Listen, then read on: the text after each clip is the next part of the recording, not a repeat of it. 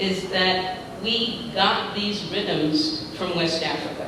In the slave trade, not only slaves, but the rhythms that they played came over on boats. And the boats landed here, and they turned into our American, or our Puerto Rican, or our Caribbean rhythms. And what they all have in common is this clave, or this repeated pattern. And we're going to see that this clave moves from place to place and becomes different manifestations of exciting rhythms.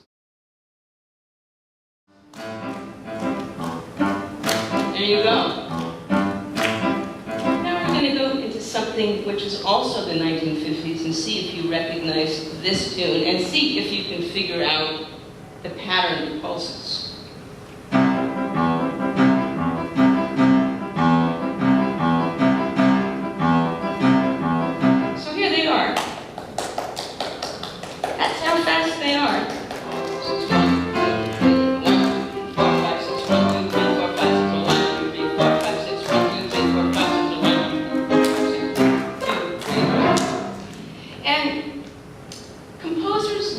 Games. We love setting up expectations and then breaking the expectations, because if life was only full of patterns that never changed, it would be very dull. And rhythmic magic frequently is about setting up a pattern and then breaking it. 1, 2, 3, 4, 5, 6, but then 1, 2, 3, 4, 5, 6. Now we're going a little bit more advanced, and we're going into what we call polyrhythm. Polyrhythm is more than one rhythm at the same time. So here Bernstein takes 6, 1, 2, 3, 4, 5, 6, and then divides it 1, 2, 3, 4, 5, 6. What happens if we have those two groupings at the same time? 1, 2, 3, 4, 5, 6. 1, 2, 3, 4, 5, 6. Hey, ha, hey, ha, hey, ha, hey, ha. Ho, ho, hey, ha, hey, ha, hey, ha, hey, ha, hey, ha, hey, ha. Thank you very much. Well, the hey, ho, ha, this was polyrhythm. Maybe we're not ready to take it on the road yet. Maybe we're not. But given a little rehearsal time, we would have been able to perform these two rhythms at the same time. And that is frequently what happens in the music of Brazil, which is, when I say layered rhythms, this is what I'm talking about, more than one at a time.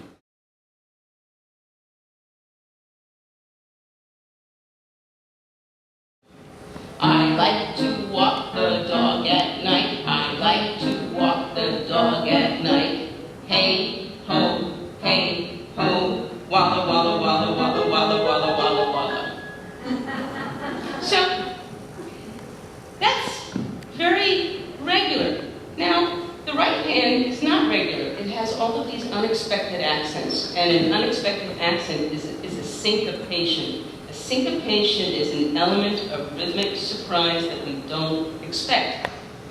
I like to walk the dog at night. I like to walk the dog at night. Well, the right hand is, you know I'm happy today because, you know I'm happy today because. Let's try that. And, you know I'm happy today because, you know I'm happy today because. Okay, and we put them together, and we have the maple leaf rag. No, I'm happy today because, you know I'm happy today. Hey, ho, walla, walla, walla, walla, walla, walla, walla, walla. Yes, you know I'm happy, walla, walla, I'm happy today. Yes, you know I'm happy, walla, walla, I'm happy today. So, without, pretty amazing.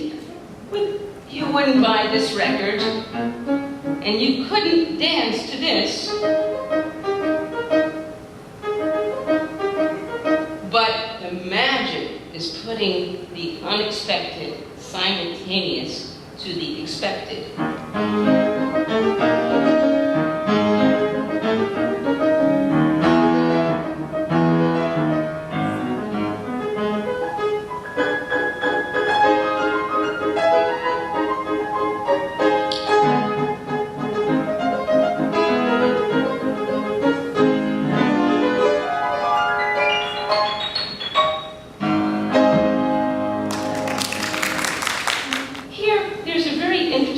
Rhythm called the fork rhythm, and the forks have 3 prongs.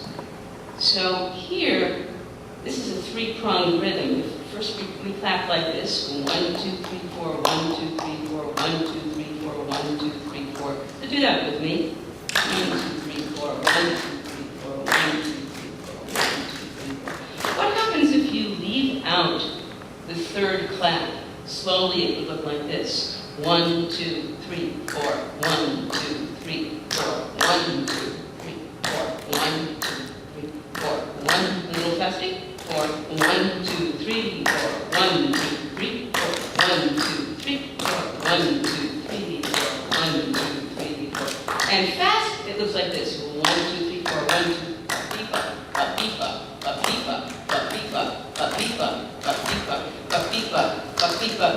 and there's this wonderful genre of music called choro, which means to cry out, which is very, very popular in Brazil, once again around 1900s, and then continuing through the 20th century. And so much of this music is based on this choro rhythm. And there's this wonderful composer, Nazareth, who right around 1900, similar around the same time Joplin, writes music out of his own country and has this fork rhythm. And I'm going to play part of this for you, which is called Odeon. And what's interesting is that so much of this music comes from drumming, but what do you do when you have a piano? How do you realize this rhythm on the piano? So I'm going to see if you can see where the fork rhythm is. Not yet.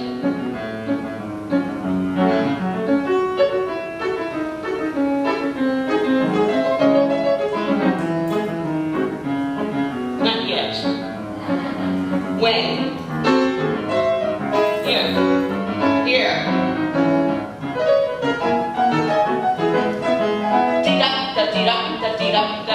it?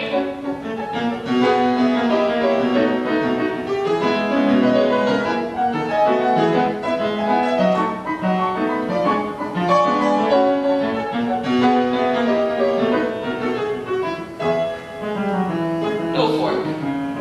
But still groovy. He writes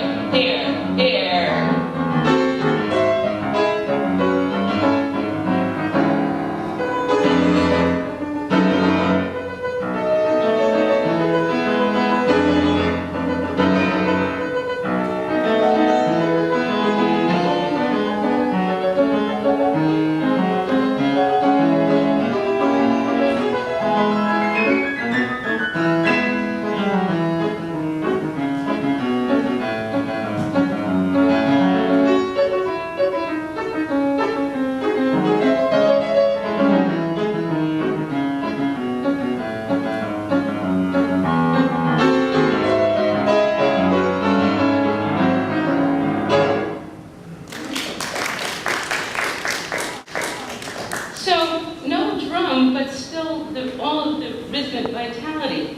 And frequently, we see kind of a very interesting phenomenon, which is that we have traditional music that people dance to, and traditional music that they may be improvising on, and then frequently composers take some of these ideas and they put them into, quote, more concert music, which is not written for the purpose of dance, but just listening. So Nazareth would be a really good example of this. They were influenced by these African syncopated rhythms that traveled across the Atlantic. Scott Joplin grows up in Texas, and he hears his version of this rhythm, and then he has his education. Scott Joplin studied with someone who, when he was 11 years old, he was a local teacher who just taught him free. And what he did was he gave him piano lessons and theory lessons, and then he introduced him to some European music. But Scott Joplin was hearing blues, he was hearing gospel, he was hearing John Philip Sousa marches. So this is what he wrote. And then Nazareth, who's in Brazil around the same time, same story.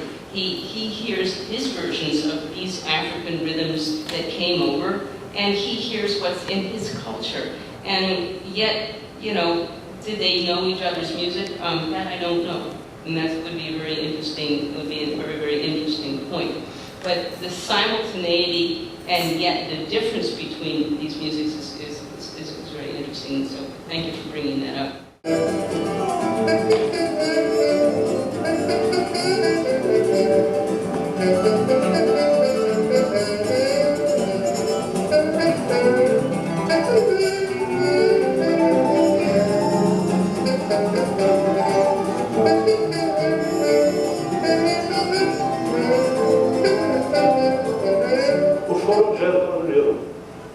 A pessoa toca, faz o solo e depois sai improvisando, o estilo americano.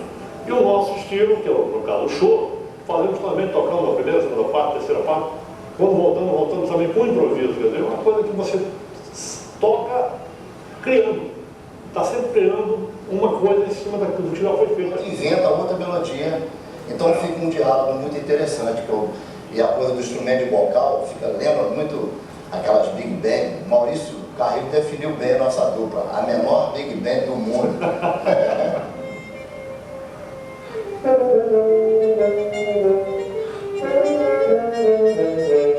Essa música não tem idade. Uma roda de choro tem uns de 70, uns de 15, uns de 40.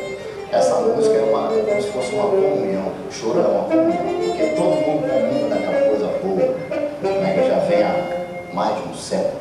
Isso é fantástico.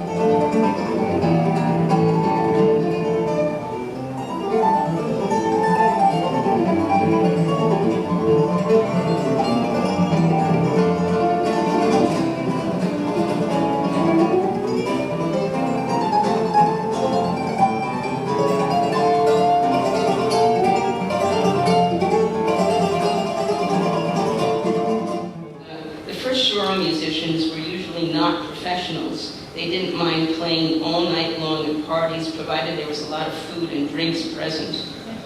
Between 1870 and 1919, there were hundreds of choros in Rio that spent nights moving from house to house, party to party. The sordos are distant airs of the African tom-toms that were played at pagan ceremonies. Today's instruments are slightly different, but they and all the new rhythms that have been invented for the samba still contain some of the original beat and power.